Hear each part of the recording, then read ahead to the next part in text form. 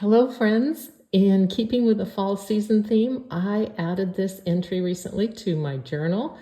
I started by sketching a pumpkin and a couple of leaves in it and left plenty of room at the top for my verse this time. It's a verse from Genesis 1, verses 14 and 15. It reads, "Then God said, 'Let there be lights in the expanse of the sky to separate the day from the night. They will serve as signs for seasons and for days and years. They will be lights in the expanse of the sky to provide light on the earth.' And it was so."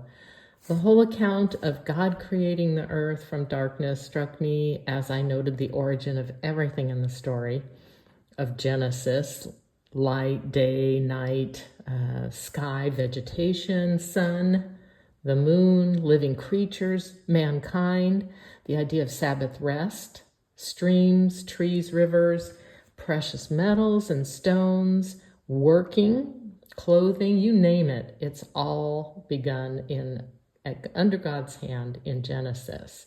It's also where we see sin and temptation emerge, followed by fear, blame, deceit, consequences, labor, hostility, and death. We live with these things now, things we were not designed for. You can see that I mixed up a light blue and turned my book upside down to paint the sky.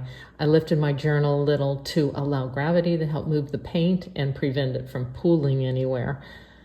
There are many layers to create what looks like depth and texture on the pumpkin and leaves, and it gives them more interest than a single layer of paint or color would do.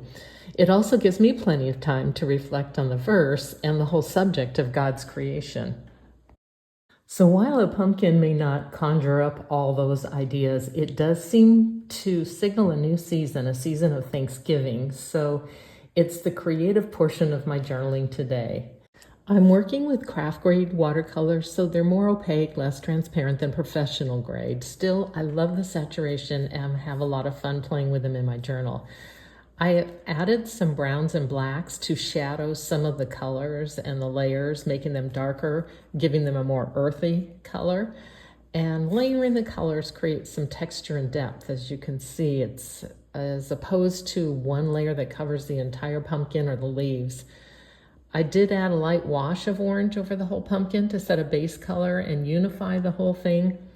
And I'll work in some white highlights again or later before I'm done, and that'll add some contrast and highlights. I'm letting each layer dry before adding the next one and continuing to build up the color until they develop this deep, rich level. Before I add my verse, I sprinkled some orange sprinkles around the pumpkins, and lately I've enjoyed creating pencil guides to keep my lettering level. So I measured them out, and I'll erase them once my verse is in place. Using a Tombow brush pen, I write out my verse, and I can adjust the placement as I go. Finally, I'll use my Uniball Deluxe waterproof pen to darken some of the lines.